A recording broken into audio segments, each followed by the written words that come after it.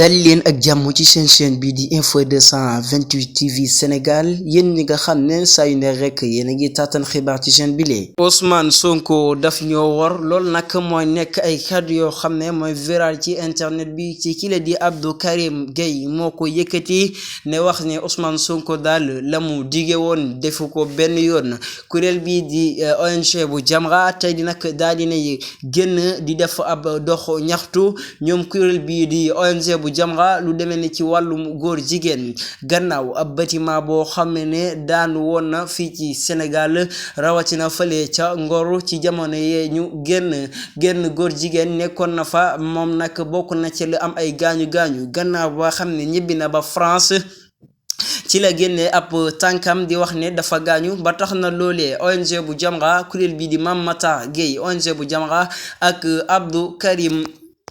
Gueye moom nag moo yëkkati kàddu yu ni mel ba tax na ñuy dox ñaxtu ci loole boobale mbir nee na nag wàllu góor jigéen dañ ko war a criminaliser fii ci Sénégal mu jafe takk ndax li nga xam ne mooy góor jigéen benn diine nangu ko ci fii ci Sénégal. ñu bëgg daal mooy kuréel bii di ONG bu Jamra la ñu bëgg mooy Ousmane Sonko ak nguur gu bees gi nga xam ne ñoo fi nekk te ki la di Ousmane Sonko daal di nekk ca bopp ba ñoom kuréel bii di ONG bu Jamra nee na li ñu bëgg daal mooy criminaliser wàllu góor jigéen mu jeex fii ci Sénégal ba benn góor jigéen dootu fi duggati te it lu di mel nee na Ousmane Sonko moo ko digoon ci Sénégalais yi ba tax na loolee tax na ñoom ñu génn def ab ñaxtu ba tax na ci biir doxum ñaxtu boobee gis nañ ci lu doy waar kile di Abdou Mbow di député APR moom nag da dinay génn wax ci lu doy waar teg ko ci kaw Ousmane Sonko moom ne la mu wax moom mii di Abdou Mbow di député APR mooy nee na nag war gi nga xam ne Ousmane Sonko mi ngi koy def Sénégalais yi teg nañ ci